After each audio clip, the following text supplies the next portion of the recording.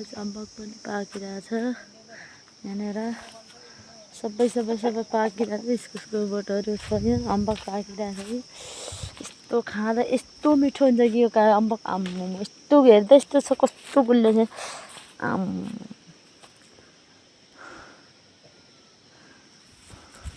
हेर्दा यस्तो गुलियो छ अम्बक यस्तो गुलियो छ यस्तो मिठो छ कि हेर्दा हरियो छ गाइस यो काका घर हो माइती गाउँको र अम्बक खाँदै हिँड्दैछु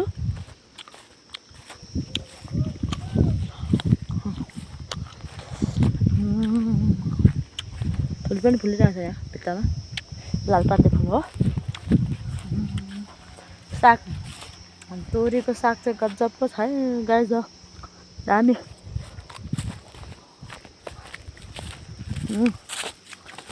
म अब जाँदैछु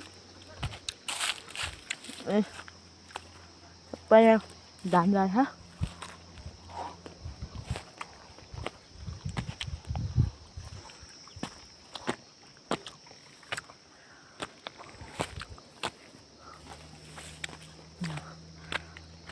म चाहिँ यता कागती टिप्नु गइरहेछु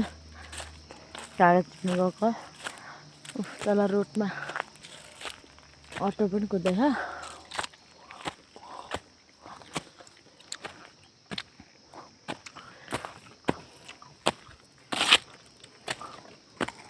यसो कागज टिपेर ल्याउँ लानु पर्यो कागती एकछिन रहेछ यहाँ हुर्केछ यहाँ आमाको पनि मेरो बाबामा काँक्रा पनि रहेछ यति बेलासम्म ए हेर्नु गाइस हो काँक्रा छ फलिरहेको छ कागती छ यहाँ हाम्रो टाङ्लामा चाहिँ नहुने भनेको केही छैन सबै थोक हुन्छ हेर्नुहोस् त गाइस हो यो अमिलो यस्तो मिठो हुन्छ कि आमाम खानै सकिँदैन हौ अमिलोले धान पनि रोपेको रहेछ यहाँ हाम्रो बाबाले यहाँ धान रोपेर दाना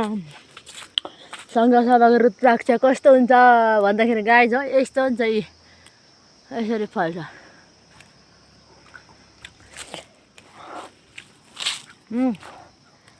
गाइस हो कागती हेर्नु